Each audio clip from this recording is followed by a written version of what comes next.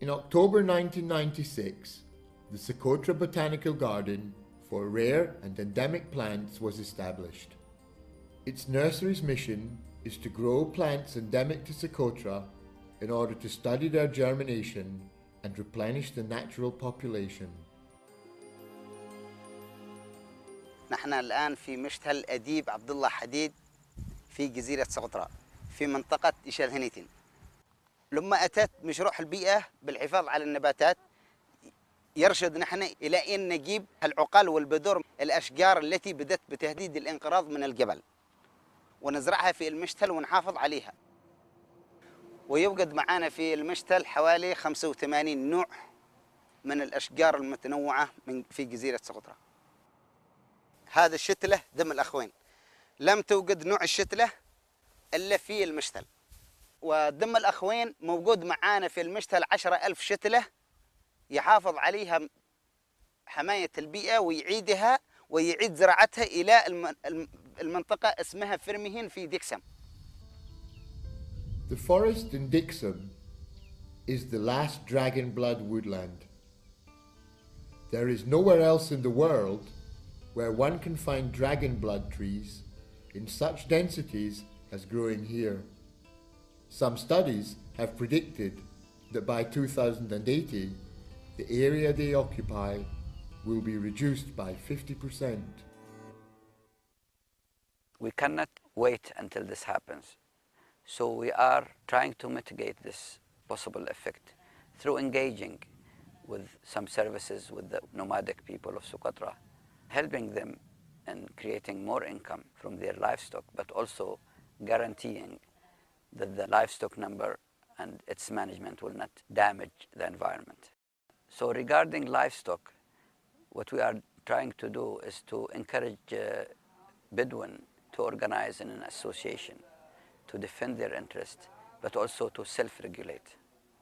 Organizing the Bedouins, we start with small meetings to explain to them how we can help them regarding parasites.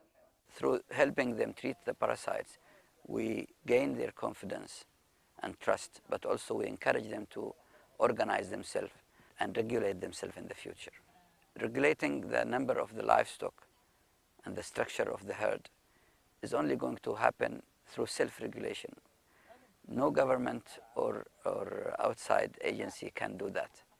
What we can do is monitor the changes, and then maybe we can come in with regulation or bylaws to help ensure that the number of livestock will be regulated. Another issue that we want to develop and put regulation and rules is to use the biodiversity itself. Socotra Island has more than 306 endemic species. Some of them are very attractive. Some of them can be ornamentals, can be beautiful trees in the streets of the world. What we need is to develop a system that the Socotri can grow the plants and sell them, but guarantee the rights of the Yemen for any future benefit from these plants. It's a difficult issue because for the last maybe 15 years, we have been teaching people to protect these plants and prevent their importation because they are unique and they are irreplaceable. In the past, in the ancient time, these plants have been a major economic resource for the islanders. Like the dragon blood tree, the resin from the dragon blood tree has been exported to China and India and Europe in the past. Now, nobody wants this resin. Maybe we can revive some demand for the resin. The same with aloe. Aloe perii, which was renowned for its medical property. Even the legend says that Alexander the Great sent his army to cultivate aloe in the island. Shows that there were great demand for the aloe. And there are signs that most of the island was cultivated by aloe. So we need also to revive this potential income-generating activity for the islanders. Locals, conservationists and experts are not only worried about conserving the terrestrial biodiversity. The archipelago's diverse marine ecosystems are also threatened. Traditional fishing practices are changing rapidly, with the increasing presence of commercial buyers on board large vessels. Fishing activities is the main activities in Socotra Island for almost of the people. Not just the people who live in the coastal, but also the people who live in the mountain, they come and they fish in the coast. Lobster, sharks, cucumber, coral reef fish, tuna, kingfish is the commercial fish in Socotra. Shark fins are a valuable source of cash on the export market, and there is also a great demand for the fish when salted and dried. The problem of the sharks that we caught in the past, they caught small sharks for eating, but the problem is not that the buyers, they come from China, from Korea, from Japan, they come and look for fins, and they start cut a lot of sharks just for fins. It's so expensive, it reaches more than $100 for 1 kilo. And the problem is that they just take the fins and they throw the meat in the beach. These changes have not improved the lives of the local fishermen. الأرزاق ضعيف ماشي منهم فايدة تطرح شهر كامل ما تحصل عيشة يعني قطعة صيد الآن كل شيء قطاع كل شيء يعني راح كل شيء ما زي الأول هينت البحر ما عطت شيء من شان كثير الصياد يمشي كذا ويمشي كذا طول النهار كما طال ما تحصل ما يحصل الإنسان لقمته. One of the main tasks is to find a way of regulating fishing periods and assigning quotas so that the local communities can develop sustainable fisheries, which will be viable today and also in the future. Ecotourism could provide another method of sustainable development. It is crucial to regulate the number of tourists arriving on the islands in order to avoid the negative impact caused by mass tourism. This is very important where we can stop in the development of mass tourism or in the ecotourism for this island, and what is the income of the local people here in the island, because without any income for the local people is disaster for the environment. I hope to see the island working together with the ecotourism, with the development care about the local people. It's very important because after this the local people can care about the environment, because without this managed between the local people and the development, I think it's our environment, it's be lost, and we need to be care about this. The increased accessibility and the effects of globalization threaten more than the island's biodiversity. Their cultural heritage is also endangered. وجانب تراث وفولكلور سقطرى بكل مكوناته من لغة وأدب وشعر وعادات وتقاليد وحرف ومهن لا تقل دهشة وغرابة وجمال وإثارة عن جانبها البيئي إن لم تفوقه. لذلك يعتقد أهالي سقطرى وحتى بعض المختصين في هذا الجانب أن هناك تكامل كبير بين الجانب البيئي والجانب التراثي، ولا يمكن أن نجعل أحدهما بمعزل عن الآخر. يعتقد السقاطرة من خلال معرفتهم الجيدة بخصائص سقطرى ومكوناتها أن الحفاظ على بيئة سقطرى وخصوصيتها لا يمكن أن تنجح إلا بالحفاظ على التراث السقطري.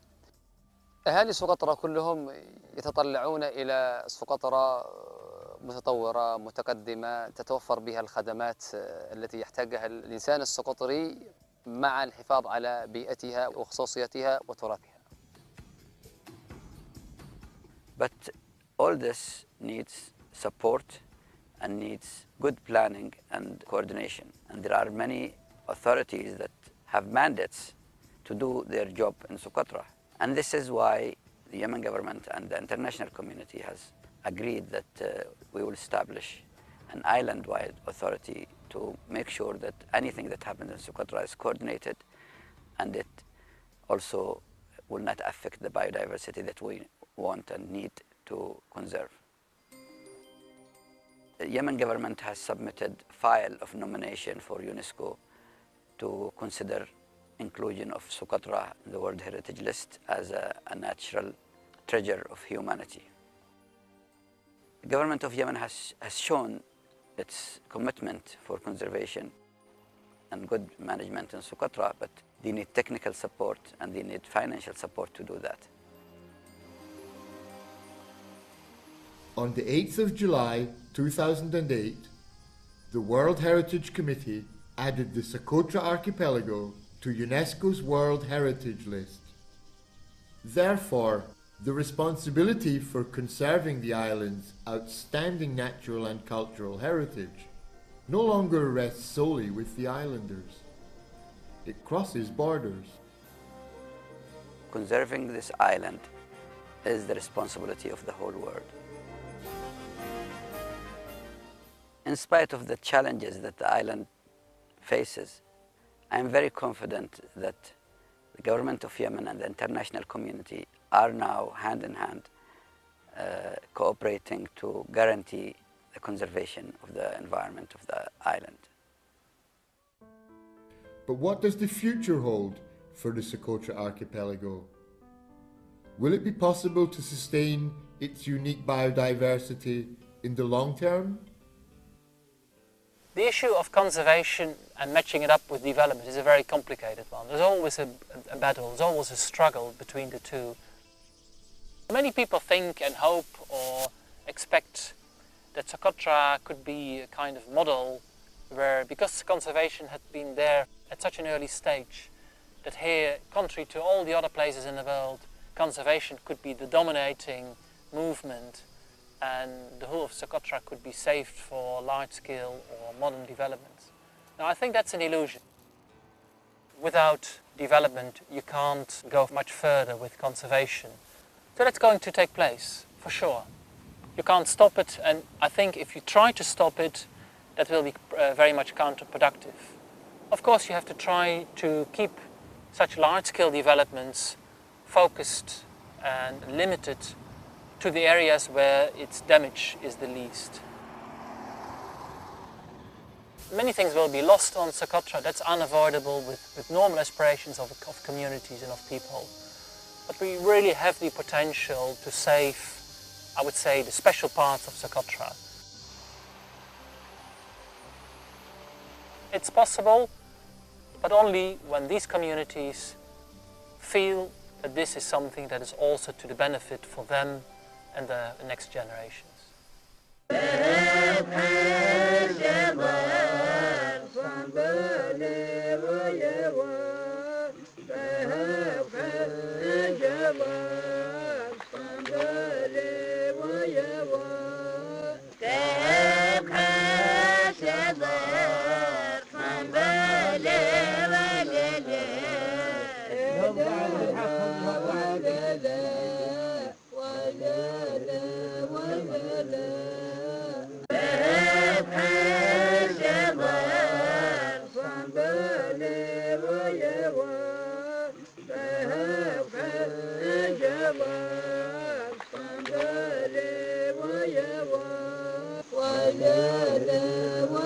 ولا